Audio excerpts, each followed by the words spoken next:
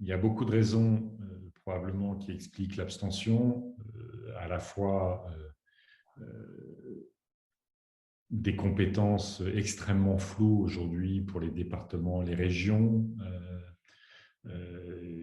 On a besoin d'une nouvelle phase de décentralisation qui clarifie, qui renforce les responsabilités, les compétences des collectivités locales au plus proche de nos concitoyens. Mais je dois dire que la réforme Hollande des régions est évidemment une catastrophe absolue qui a un peu plus éloigné les habitants de leur région. Mais il y a aussi, tu l'as dit, un sentiment à la fois de défiance très fort vis-à-vis de la politique. À nous, là où on gouverne, notamment maintenant dans les villes, de montrer que nous tenons nos engagements, que nous transformons la vie quotidienne de nos concitoyennes et de nos concitoyens, qu'avec eux, nous réglons les problèmes pour qu'évidemment, il n'y ait pas ce sentiment profond que la politique est devenue une farce, un théâtre, où des équipes de communication s'affrontent, mais que la politique peut redonner de la puissance, de la capacité à agir, de la souveraineté à l'échelle individuelle comme à l'échelle collective. Il va falloir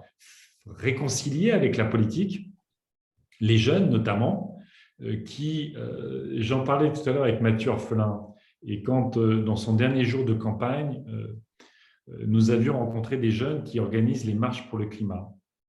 Donc, ce sont des jeunes qui sont très actifs sur nos sujets et qui régulièrement interpellent les politiques sur le climat. Et bien, la moitié de ces jeunes ne votaient pas. Des jeunes très engagés sur nos sujets, considèrent que le vote compte presque moins que de couper l'eau quand on se lave les dents. Ça en dit long sur la vision qu'ils ont de la puissance, de notre capacité à agir quand on fait de la politique. Et bien, il va falloir travailler avec ces jeunes pour leur redonner envie de politique, pour leur redonner l'espoir dans la politique. Et puis, on a mentionné les jeunes, et évidemment,